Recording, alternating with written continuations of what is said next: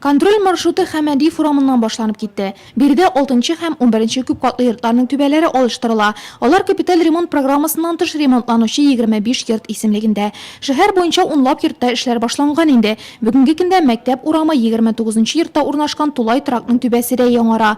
Административ бина үзгәртелеп торак йорт ясалган әлеге объектның бу иң проблемалы урыны иде. Район башлыгы капиталь ремонтланучы йортлардагы эшләрнең барышы белән дә танышты. Шикәрчеләр микрорайонында бер юлы берничә йорт тәртипкә китерелә. Новый дом подрядчы оешмасы шактый эшләр башкарырга өлгерсә дә, район башлыгы бәйрәм көннәрендә дә һәр объектта бригадалар эшләргә тиеш дип ассызыклады. Кровлю вообще надо завершать в январе, со всеми кровлями, до конца месяца.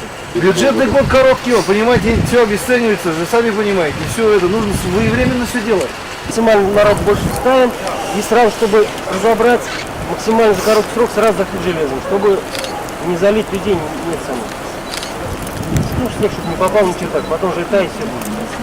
Яңа ел каникулларыннан соң район үзәк поликлиникасы да нурлатларны шактый үзгәргән халәттә каршы алачак. Бинаның фойесе ачык төсләргә күмелсә, 3 һәм 4 катларда игелекле мохит программасына туры китерелеп тоткалар урнаштырылган. Шулай ук баскычлар яңартыла башлаган. Ремонт эшләре пациентларга уңайсызлыклар тудырса да, мондый уңай үзгәрешләр шатландыра әлбәттә. Һәм мондый шатлыклы мизгелләрне яңа 2015 елда шәһәрнең 2нче мәктәбе укучылары һәм укытучылары да кичерершәт.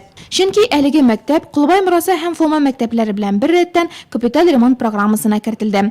Премьер Сити төзелеш компаниясе биредә 8 төрле эш башкарачак. Мәктәп коллективын иң борчыган канализация һәм җылыту системалары алыштырылачак. Моның өчен 20 миллион сум тирәсе акча бүлеп бирелә. У вас, конечно, опыт есть уже с более сложными объектами. Это тоже такая большая школа, тоже такой же процесс учебный здесь, который, так скажем, он быстро сейчас завершится уже в мае месяце, все, дети уйдут, и 2 месяца быстро пролетят.